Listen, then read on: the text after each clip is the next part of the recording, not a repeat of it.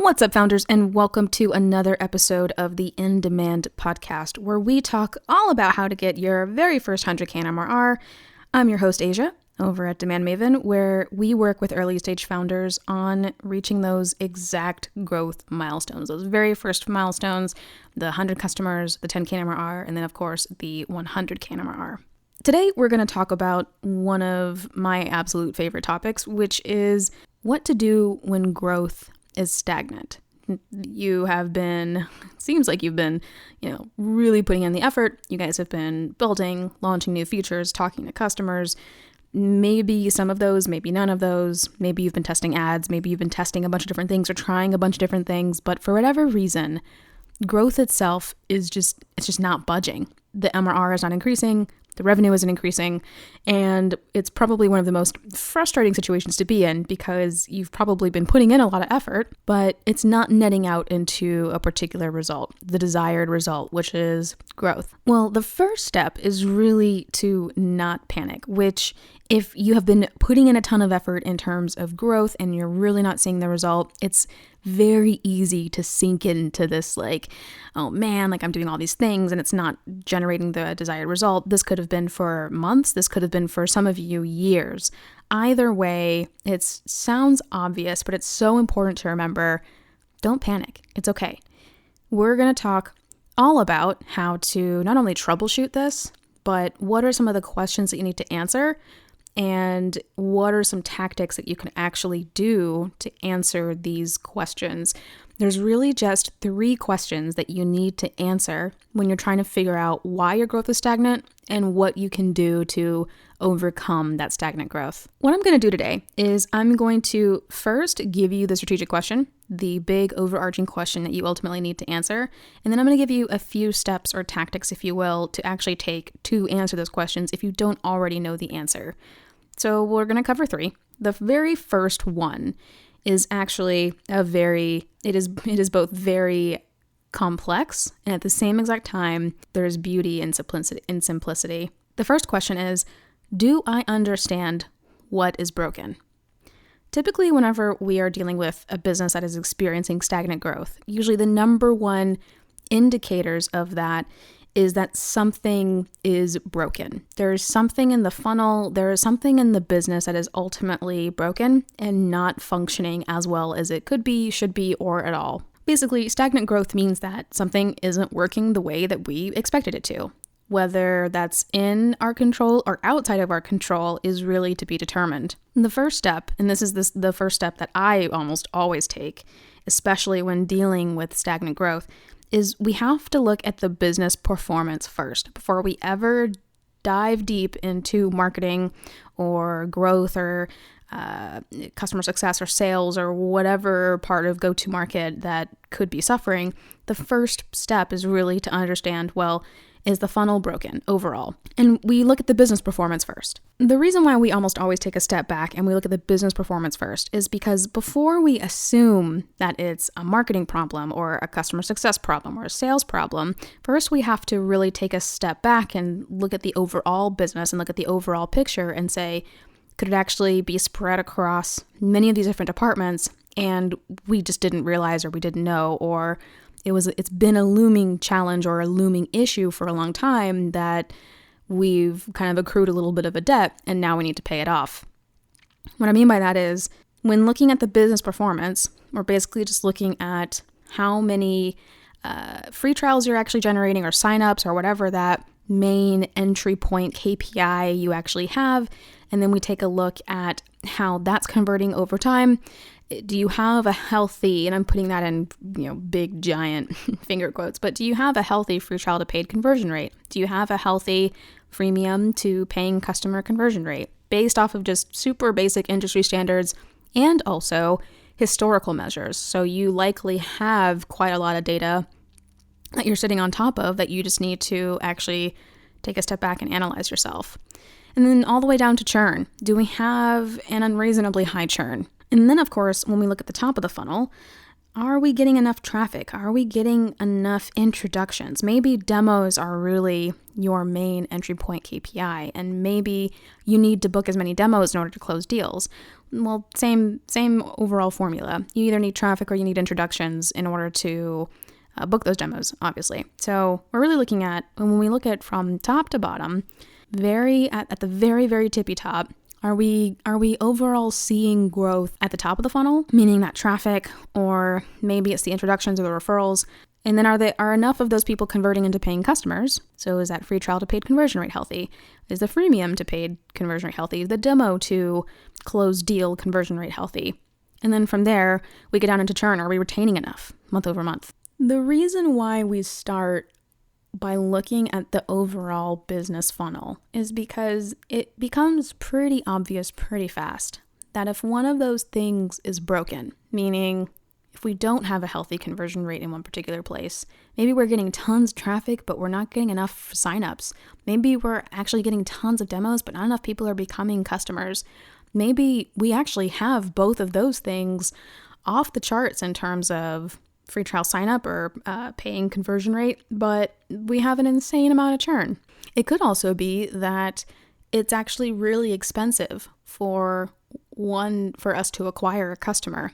And it could also be that every time we do acquire a customer, one customer doesn't create another customer, meaning they recommend the product or they refer it to someone else, which means that every single customer that we acquire is actually really expensive because they don't generate any others. When we take a step back and we actually look at how the business is performing, that's when these things become much more clear and they become much more obvious. And it actually also becomes much more clear and obvious where do we need to dig deeper? Because if we see that we have a retention problem, is that because we're attracting the wrong kinds of people, or is that because we're attracting the right kinds of people, but we haven't achieved the level of product market fit that we expected to achieve?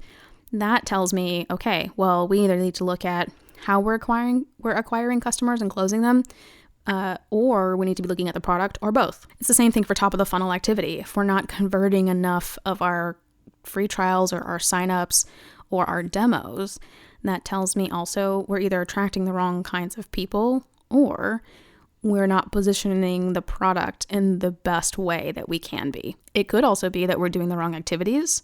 Maybe we're acquiring people from the wrong kinds of channels, and we should actually be focusing on different parts of the funnel instead. This is where we start to dig deeper into not just the overall different functions of the business, meaning like marketing, product, sales, etc., but now we're kind of drilling down into, okay, well, what about our acquisition strategies are inadequate? What about our activation strategies are inadequate? This is where we start to really understand and begin to answer that very first strategic question. Do I really know what's broken? Now, if taking a dive into, do I understand what's actually broken, business-wise, funnel-wise, if that gives you a little bit of a heartburn and you're super overwhelmed by the analytics, or you don't have any analytics installed, I would say this is the time, because if you've noticed in some kind of way that your growth has been stagnant, I'm assuming you're measuring something.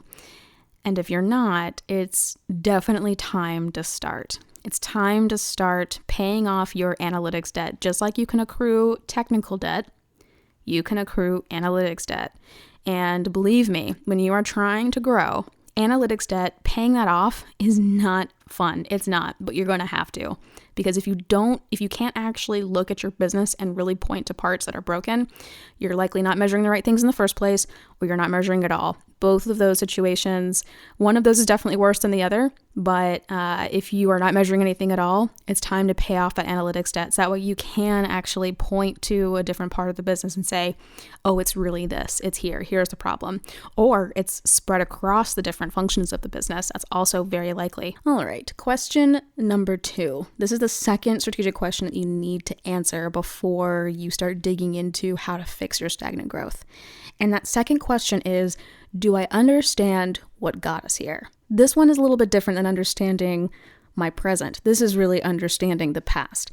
Do I know or understand what things in the business and in the market that were happening that led us here. Stagnant growth is not one of those things that necessarily happens overnight unless a big market change actually happens.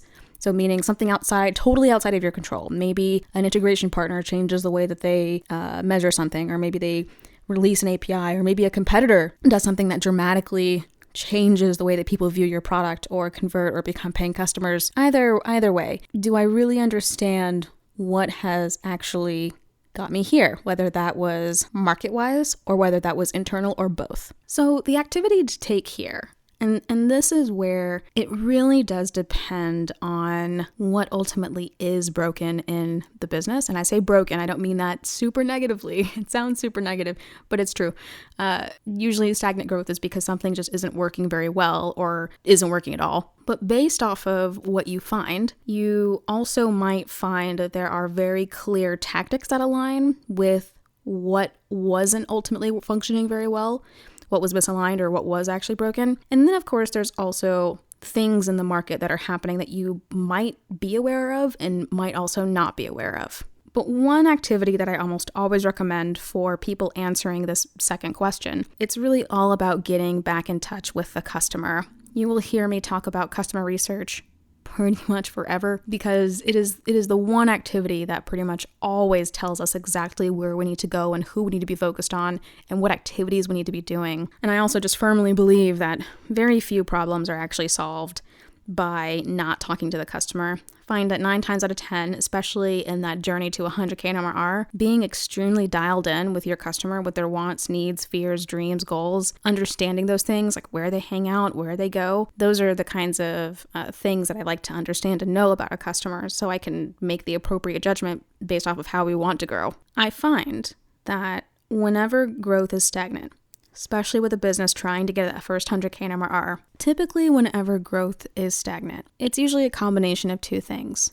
There's something in a particular function of the business or several different parts of the business or departments, functions, practices, whatever you want to call it. Could be marketing, sales, product, could also be acquisition, activation, retention. It really depends on your situation and what's actually going on.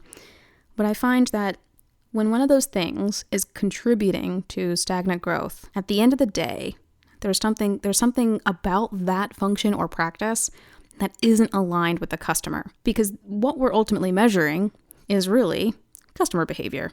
At the end of the day, all of the MRR, the activation, the free trial, the paid conversion rate, free trials in general, those are directly correlated to actual real customer behavior. When we take a step back to analyze the business and then take the next step of interviewing the customer based off of what we find, we can usually unlock what actually got us to where we are today and what we need to do to fix it. One of the best examples of this was actually a client that I had where as we started working together, we did a bunch of customer interviews as per usual, because that's always one of the very first places that we start.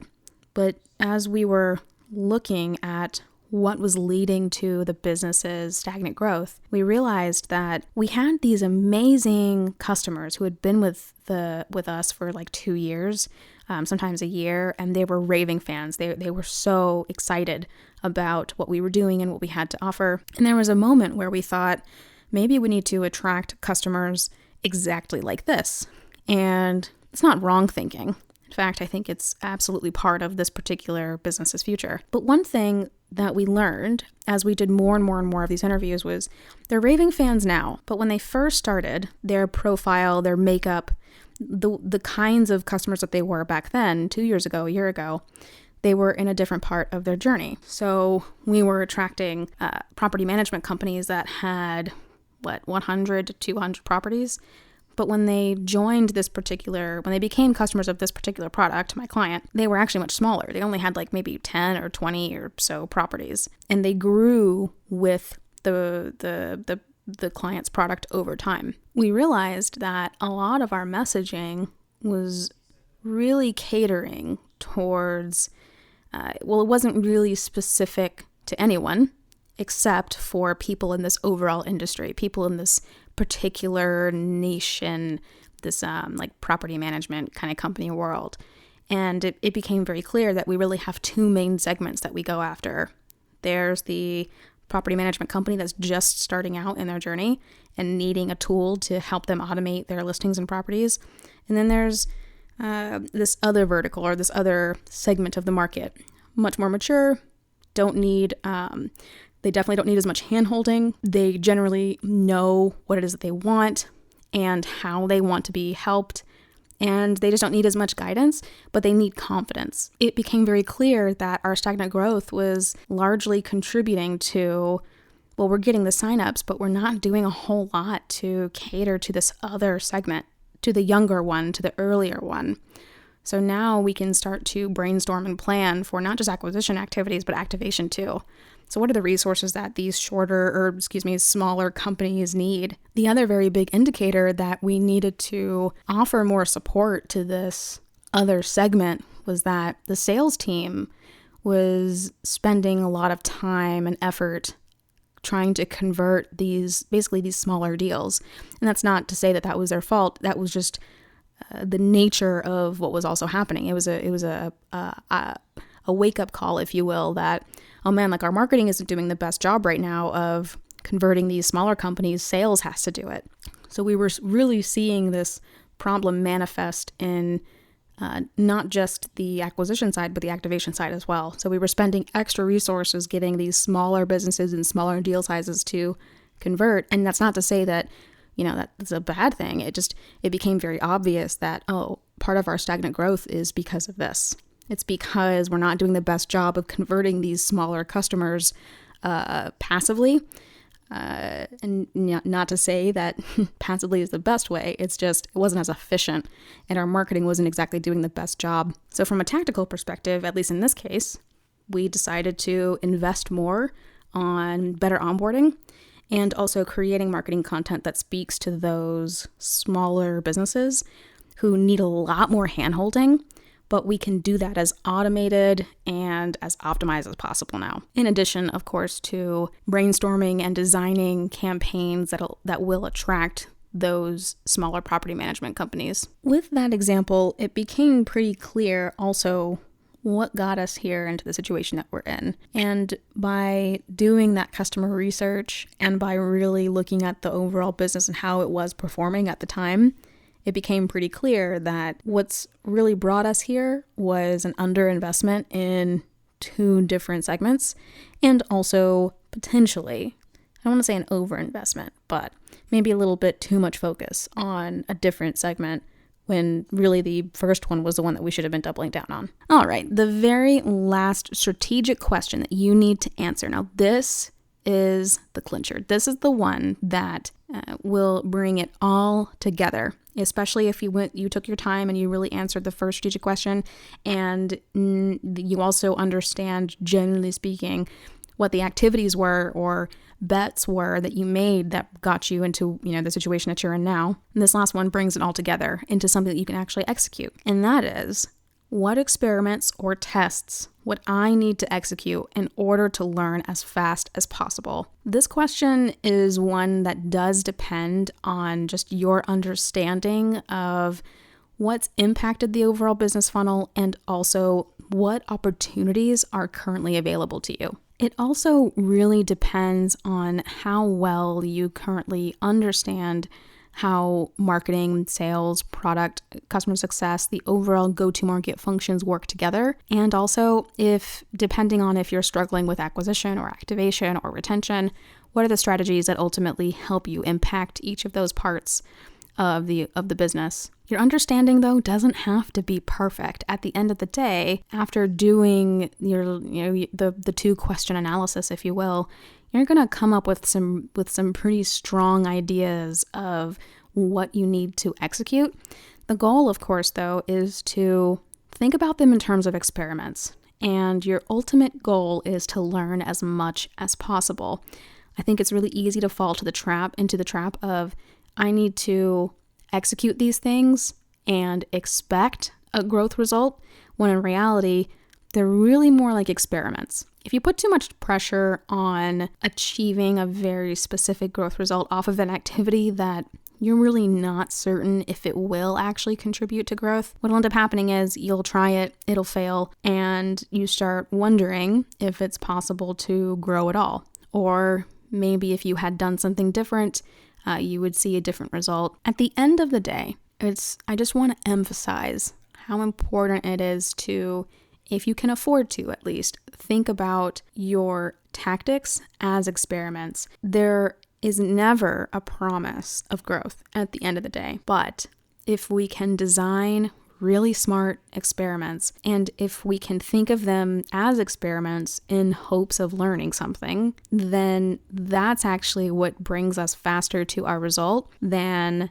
executing a few different things, not treating them as experiments or tests, not learning anything, and then of course never actually achieving the desired result because we really didn't think about our experiments or our tests in the best way. And in addition to that, maybe we didn't prioritize them as well as we could have.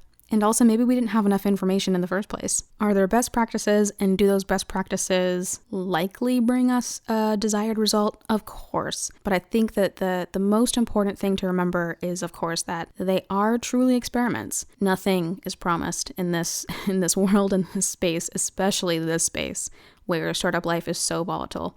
Which is why I always encourage founders, if they can afford to, delay the expectation of the outcome to really approach things as scientifically as possible, but to also keep an open mind because you would be surprised at what generates a result versus not. I think the second thing about this third strategic question, so when you're thinking about those experiments or tests that you need to execute in order to learn, something to remember is that it is extremely rare, at least in my experience of working with, at this point, dozens of startups and founders in early stage. It's so important to remember that there are no silver bullets. There just isn't one.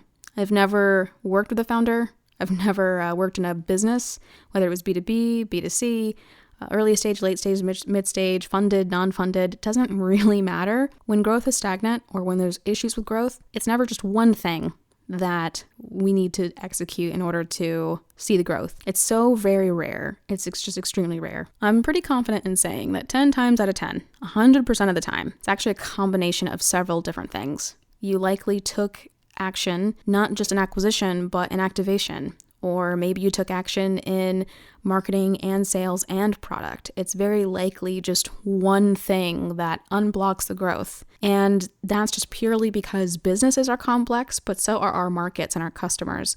It's very rarely ever just one headline change or one specific activity that we took that generated or resulted in massive growth. Usually it's several things. Back to the property management example, this particular product was experiencing stagnant growth. And we conducted several different experiments. We designed several different experiments in all parts of the business. It wasn't just, we just need to maybe change a headline or change a campaign. It was, oh my gosh, we're missing case studies. Our website messaging could be a lot better. We need different pages. We also need to be thinking about onboarding changes, and the emails that we're sending out whenever people sign up aren't up to date. And also customer support has not scaled as effectively as it could have. We need to scale our customer support and our customer success efforts. One of the best ways to do that is through a knowledge base. Oh man, we're missing a few features. It was across the board. And usually whenever growth is stagnant, that's exactly what's happening. It's usually across the board. And we can take a look at specific marketing activities and specific product activities and specific sales strategies to impact that, but it's very rarely ever just one. So keep that in mind. There are no silver bullets. We want to believe that there is one, but I always encourage founders, if you're ever struggling with stagnant growth, don't come to the table with just one idea. Come to the table with several. We need many different experiments. We need to learn as much as possible at once. And the only way to do that is to, of course, design, conduct, and actually do them and to learn from them. We prioritize them as best as we can, and we always double it back with research, and we double it back with what we know, and then we try to backfill our knowledge with what we don't know. But that's how we approach it. All right, time to round this out. So if you were able to answer those 3 questions, the first question was, do I understand what is broken? The second question is, do I understand what brought me here? And the third, what experiments or tests do I need to execute in order to learn as much as possible? If you're able to answer those 3 questions, not only are you light years ahead, but you're already on the path to figuring out what's creating the stagnant growth and what do we need to do to fix it. As always, thank you so much for listening. I really hope that helps. I hope you learned something. I hope that this helped unblock you in some kind of way. And also, as always, I want to hear from you. What are some of the questions that you've asked yourself about unblocking stagnant growth? Or what questions have you asked others to help them unblock their growth and to figure out what was contributing to that stagnant growth? And of course, I always want to hear stories. I love stories. I also love telling them. So if you have a story about what you did to unblock that stagnant growth, I would love to hear it. Thank you so much again for listening. I hope this was helpful again. My name is Asia. I hope to catch you next time. Awesome. Thanks so much, guys. Bye.